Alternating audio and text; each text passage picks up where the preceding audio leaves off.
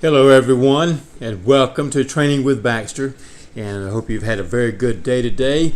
And my name is Baxter Cribbs, in case you do not know, had not ever seen me before. Baxter Cribbs of Training with Baxter. Today I want to talk with you about a couple of ideas, or not ideas, actually there's some things that we should be doing in our business each and every day for ourselves to be able to improve ourselves. And those two things are that we should be practicing what we do in our business, and we should have a passion about our business as well. So I want to get right into it because I don't want this to be very long. And let's start out first of all, and these things doesn't have to be in order because some days you have passion first and you have practice, but you have to have both, I think. And there's a third letter that goes along with that, and that's warming up, that we talked about, or I talked about in another video. But this evening, or today, I want to talk about these two items here. So the first one we want to talk about is practice. Now, practicing or practice is something that you see a lot of pro ball players do, a lot of high school ball players, or anything that has to do with professional sports or anything to that degree, even the Olympics and so forth, that they train and practice for 4 years to make it down to this one day. So let's just assume like this, is that when they're baseball, that you have people that go out every week in this baseball team, and they go out and they practice batting, they practice running, they practice throwing, they practice catching, they practice all these things, knowing the field, where the field is at.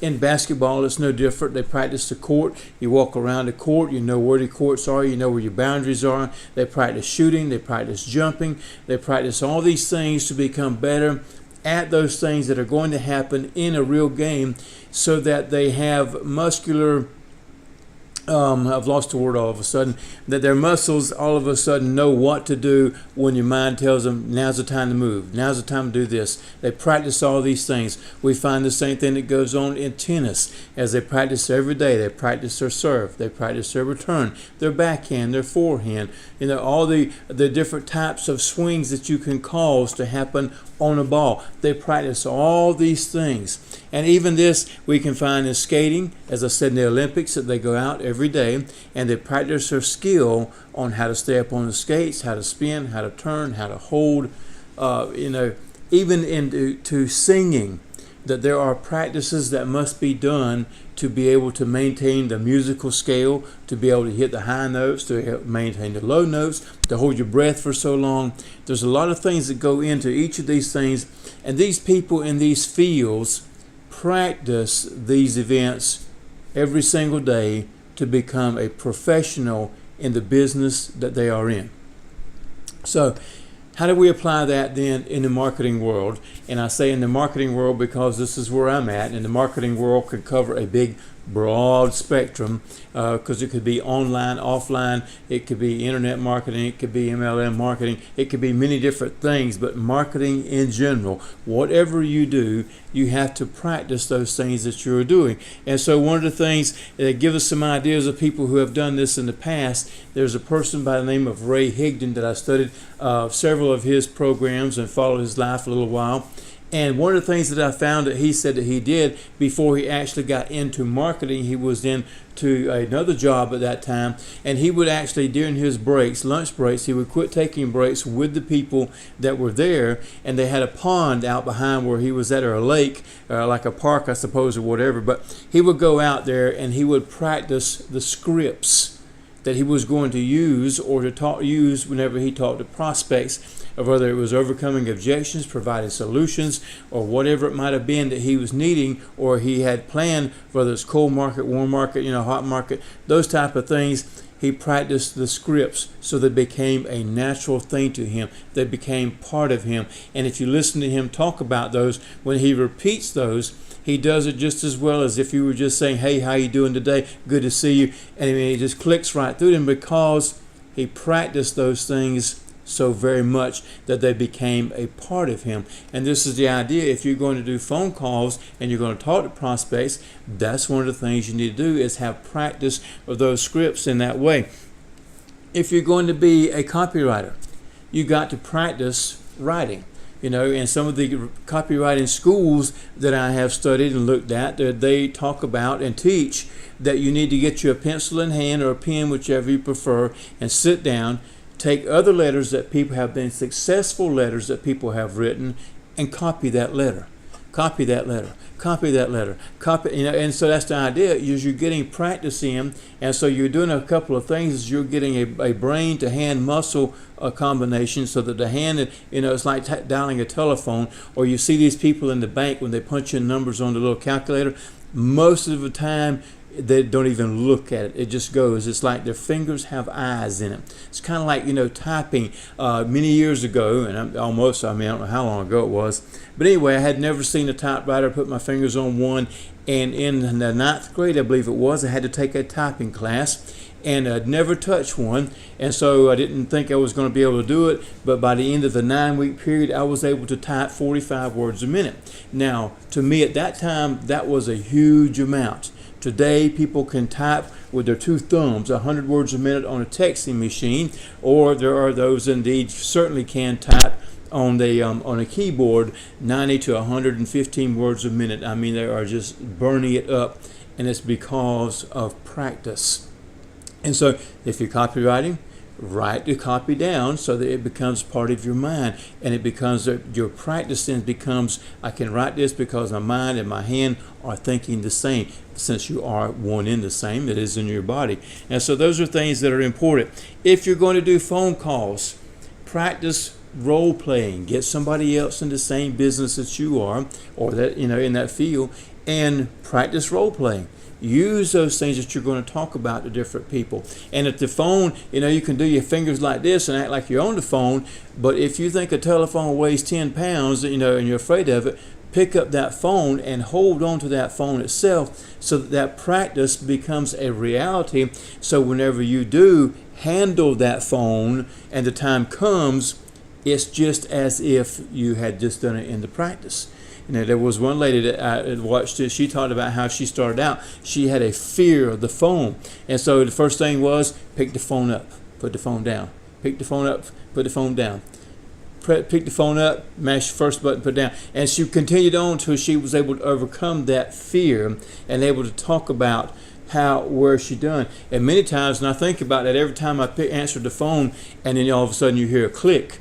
And I'm thinking in my mind, okay, somebody just got to that point of practicing, and when they heard my voice, either I scared them real bad, or they were just a wall of fear, and they hung it up in their practice. And so the next person they'll go to, maybe they'll be able to talk at least a sentence or something.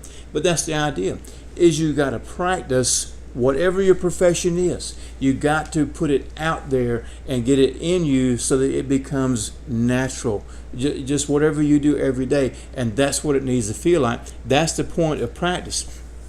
If you're making videos, a lot of people will, when they first start out making videos, will do videos 5, 6, 7 times. I've even heard of them doing 30 times to try to get it right, because they would be so afraid, or they didn't think that they would have the right words, or they messed up this or done that, and it just had to be perfect, but the reality is that if you just practice a few of them, usually if you got your little notes down, you got them in your head, you can do 1 take, sometimes 2. If you're doing a video where it's not actually live, if you're on Facebook Live, hey, so what? It's not the first time you made a mistake, won't be the last, and people see that you're real. So those are things that you got to have in your head when you're doing your practices. And so, but the better you do, more you practice doing those things, the better it is. If nothing else, turn your phone on so that you can see it and just talk to it, and so that's a practice. And then the only thing left to do at that point is mash the record button. And I'm knocking over a little microphone down here. But yeah, just mash the record button and you get started with that. And then your practice becomes a reality, okay? That's the idea behind practicing. Now, if you're going to do, let's see, making videos, another thing I just seen on my thing is that you need to practice talking. I come from the South, so I have a little bit of a Southern accent, if you couldn't tell. But also there are slang words that you get used to saying, and slurs, that kind of thing, which is totally different from being up in the north where it seems like they enunciate every single word and they talk really fast when they do that as well. And so, there's a lot of different areas and so you need to find out what you do, but yet you need to be clear in your speech. And so there's things that you can practice to do that as well, to make your voice and to make you able to open your mouth, to form your words so that people understand exactly what you're saying. Heard a guy reading a book, and he was talking about that we are thinking sinners. And then he caught himself and he said, no, I meant to say you are thinking centers. And so that's what I'm talking about. There's a difference in how you say a word as to what people hear. Okay, so practice makes perfect. So that's the first thing we need to be successful. That is a key to being successful in business. Number 2 is that you need to have a passion about what you're doing. You need to love what you're doing. And you may not have that in the beginning where you can express that out. But if it's inside of you, if you have that feeling, you have that thought, then you're going to put forth that passion is going to bleed forth from you into your effort of what you're doing. Now, how do you know if you have passion? Well, about what you're doing. And it's different for everybody in different ways, but some of the ways that I have discovered and seen is when you have passion about doing something, when you wake up in the morning, what's the first thing that goes through your mind? And then how do you react to that? Do you just lay there and go, okay, I got to get up and go do this? Or do you say, okay, I need to get up, I got to go make a video, I got to go write a blog post, I got to go make a phone call, I need to go down and have a face-to-face meeting, or whatever it is. Does that passion when you wake up, is that what keeps you stirring all day long? And there's some things in there, your why, your vision, and so forth, that help to develop that passion or to keep that passion alive, because you have a point you're driving to. Okay, you're going to get something, and in having a goal, the real purpose in a goal is to bring growth out in you. The benefit of that growth is you're going to get a greater lifestyle, have more things, whatever it is that you're trying to accomplish. And so having passion about that, whenever the hard times come, what do you do? Do you say, I'm just going to quit? I'm just through with this. I'm tired of this. I hurt all over just from thinking about this. I'm tired of this business. If you have a passion about that, those words most likely would not come from your mouth. You will say, I need to find a way to learn this. I need to find a way to get over this. Because I heard a person say one time, like you use, many people use the word overwhelm. I'm just so overwhelmed. Well, the word overwhelmed just simply means I know what to do, but I'm not going to do it. If you have passion, you will find a way to get it done, even if you're tired. Because I work a full-time job myself. And many times, whenever you get home, you're physically wore out. Then there's life that happens around you. There's people that get sick. There's events that just come up all of a sudden that you have no control over. So if you only have 15 minutes to do your job, is your passion high enough that says, I can get one thing done? One thing today, I can get that done. That's having passion. There was an interview, a drummer that was done, and I got this thought process here from Bill Pesco-Salido as he talked about these very things. And he talked about he's seen an interview of a drummer, and I forgot what band it was or the man's name, but a very famous drummer, and he likes that, so he paid attention to it. And the interviewer asked the drummer, how do you know if your child who is in school and band may turn out to be a musician or not? And he said, well, there's just a couple of ways. One of it is, if you have to tell the child every day, go practice your bugle, go practice your clarinet or your saxophone or whatever it might be, then most likely they're not going to, because they don't have a passion for that. But on the other hand, if you have to tell your child, could you please shut up a little while? My ears can't take no more for the moment, or I need a break, or whatever. I studied. I didn't really study him, but I read a little bit about a guitar player one time, and that he doesn't sing, He just plays, and he actually put out albums of him just playing the guitar. And he said whenever he come home from school that his mom and dad thought he was sick because he would lock himself in his bedroom for 4 hours every day, and all he would do is play that guitar. He had a passion, and he became very, very good at it. Very good at it. And this is the idea I'm talking about here. When you have a passion in marketing, if you happen to have seen, there's a lady by the name of Kate McShane. Many of you may know her. The other day, she did a daily dose of awesome with Elite Marketing Pro, and she was giving us a reality check, as I'm a part of that group as well. And she talked about some of the things that we need to examine to see that you have earned your spot to be a marketer, a leader in the marketing field that makes the amount of money that a leader wants to make versus somebody who is a follower who's not going to make that. And she didn't exactly say that, but that's an understanding we should arrive at, is that a leader is going to make much more money than a follower is, and he's entitled to that because he has developed himself to become a leader, therefore earning those spots. But I digress there a moment. She said in that when she started out to learn this, that she made this a profession from the beginning, even though at that point she was not a professional. She acted like a professional. She asked for the opportunity to teach at boot camps for zero. Got no pay for it whatsoever, because that way she was allowed to be an apprentice under the masters to be able to grow herself.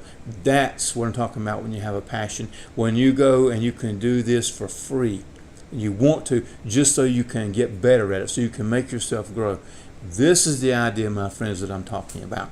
Getting practice in your life because of the passion, having passion in your life because of the practice that you get, that helps you develop both sides. And that's what I'm saying. Both of those things are there together, and there are keys to having a successful business in whatever business that you are doing. So those are the things there, my friends, that that I wanted to share with you today. And so if you want to find out about these things here more, I want to encourage you to come over to my blog and visit my blog at baxtercribs.com, and you'll find some things going on over there. If you'd like to visit me at my Facebook page as well, that's Baxter C at Training with Baxter. Be glad to have you to stop by. You can find there a link, as well as you can here on this page here, a link to getting a free boot camp where you can indeed find some things there that you can practice, where you can learn about how to have an attraction marketing attitude about you, that you can practice how to do things on Facebook or YouTube or whatever it might be. It is simply a marketing technique that you get better at to attract leads to you, to help your business grow, and so that you can help to influence other people's lives as well. Also, as you read through that, you'll find that there's an offer there for an attraction marketing formula book that normally sells for $47, but for you fast action takers that would like to go ahead and get that once you see about the boot camp, if you'll click on the link that's going to be here as well, then you can also get that today for the 1 hour. Once you click on that link, you can get that for the low price of $27, and you will find unbelievable information in there that tells you exactly what you need to do to attract great people to you, to be a part of your business, and that you can grow with, and you can help them to grow and to share in your practice and to share in your passion about this great marketing world that we're in. Thank you, my friends. I hope you have a great day, and we'll see you next time on Training with Baxter.